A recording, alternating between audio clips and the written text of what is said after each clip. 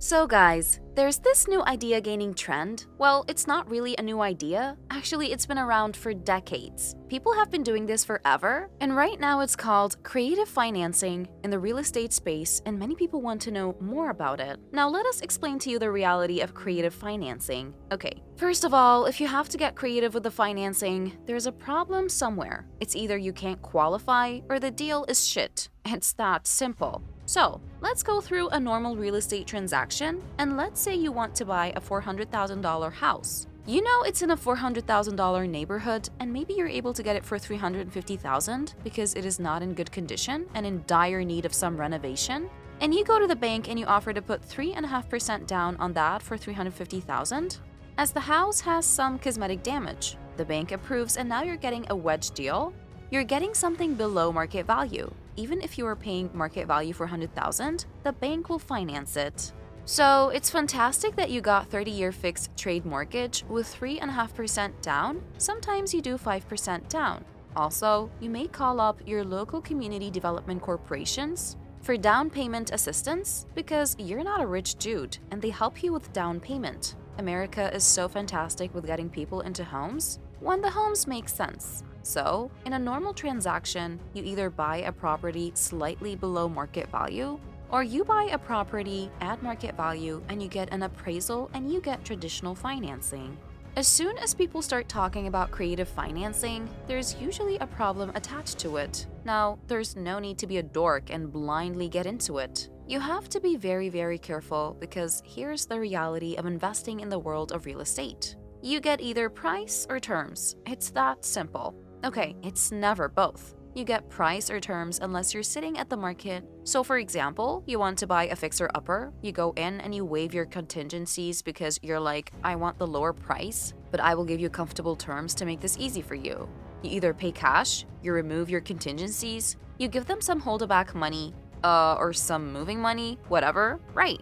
You somehow made the process easier for them. That's how you negotiate a good deal of getting something below market value. But if you're someone who can't qualify for traditional financing because you don't even have 5% down payment, or you don't want to work with the bank because the interest rates are too high, and all of a sudden you come across this creative financing, and all of a sudden, every 18-year-old is like, oh my god, creative financing sounds fantastic. Now look, you can build a ton of wealth with real estate, but people with this creative financing vision think that they could get a cash-flowing property, maybe even with a lower interest rate from the seller as compared to market. Now, first of all, it really sounds great. The cash-flowing property, lower interest rate, no or low money down. There's a legal way to make this work easily by putting an LLC to limit your liability. That's the thesis of creative financing, and so far, that sounds fantastic, right?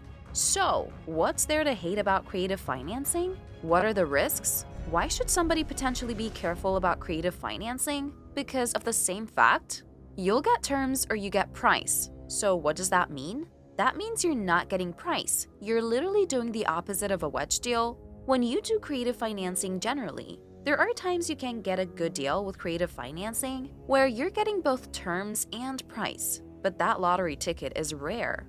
The usual creative financing deal where you take over someone's mortgage or you get a seller carry back or whatever, you don't actually get price, you get terms.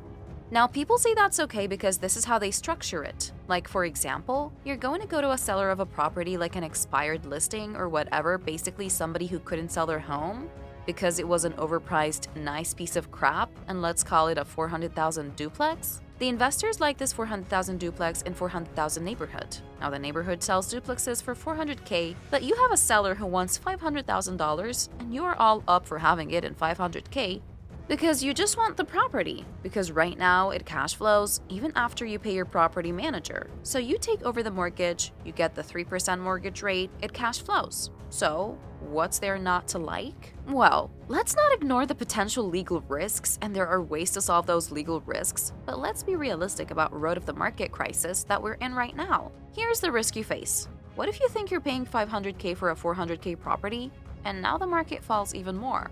Now the new actual value of the duplex is $350,000, but wait a minute. Not only does the potential price of the property go down even more, which it's already bad that you massively overpaid for the property, You know that people are so dumb and actual that they'll literally pay 500K for a 400K home because people are really bad at comps. The sellers do these cost per square foot adjustments that just rob people who don't know what they're doing in real estate. Anyway, let's say the value of the property goes down and now it's cash flowing based on 2022 rents. So what happens when your tenants leave or they lose their jobs and all of a sudden rents are actually starting to decline by 10 or so percent?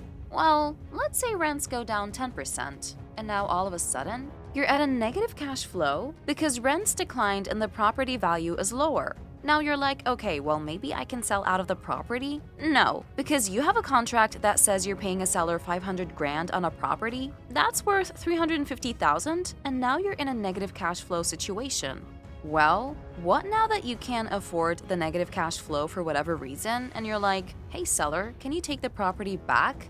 Guess what? The seller has the ability to sell, but if seller has to take the property back at 350,000, then the seller was damaged by $150,000, and guess what they can do now? They can sue you for the difference between what you promised you'd pay them and what they were actually able to get when they had to basically take the property back from you, because you couldn't pay the payment anymore. So this is an extreme example. So let's make this less extreme. Let's say the property value didn't fall anymore, it's $450,000, and you're gonna pay the negative cash flow, but what people don't realize is that they're overpaying for the product. It's that simple. So people who generally get into creative financing, they don't know how to call properties, they don't know what they're doing with real estate, they don't know how to mitigate their risks because they're willing to overpay. They don't actually account for the fact that rents can actually go down and all of a sudden, this cash flow just overpaid for it that sounds like a great idea actually is stupid, and now you get screwed, you know? So real estate, you have to be so careful when you get into real estate. Now, how do most people actually make money pitching creative financing on the internet? Okay, so they actually wholesale. Basically, you create a social network, you create some kind of following of people who are really interested about creative financing, and then you find overvalued deals that you sell to them, and then you take a commission for arranging that deal.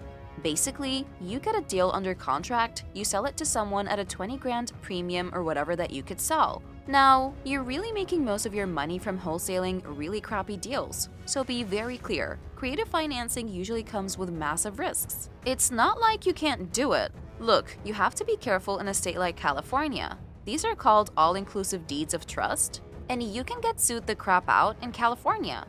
These are a lot more common in Arizona, a lot easier to do this stuff. The state actually in some cases encourages it, or local areas encourage this, and some banks like it, but you have to be careful. No matter how many LLCs you got, if you're based in America, you're going to get personally sued to crap if you screw up in real estate. There's basically a type of legal deposition where you have to prove your income statement, balance sheet, your corporate minutes in corporate depositions, and if there's any way they can pierce that corporate veil, which is very easy to do, especially when people are clueless about the law or LLCs, and cost segregations, and preventing commingling, then LLC ain't gonna protect you from anything. So, creative financing sounds too good to be true. It's catchy, but it's better to make money the traditional, safer ways. Remember that the only reason a seller will let you take their 3% mortgage is because they can't sell it on the open market. Think hard that. Why would a seller give you their 3% mortgage? It's because they're way upside down. Otherwise, they could just sell it on the regular market. So, that's it for today, guys. Thank you for watching, and I'll see you guys soon.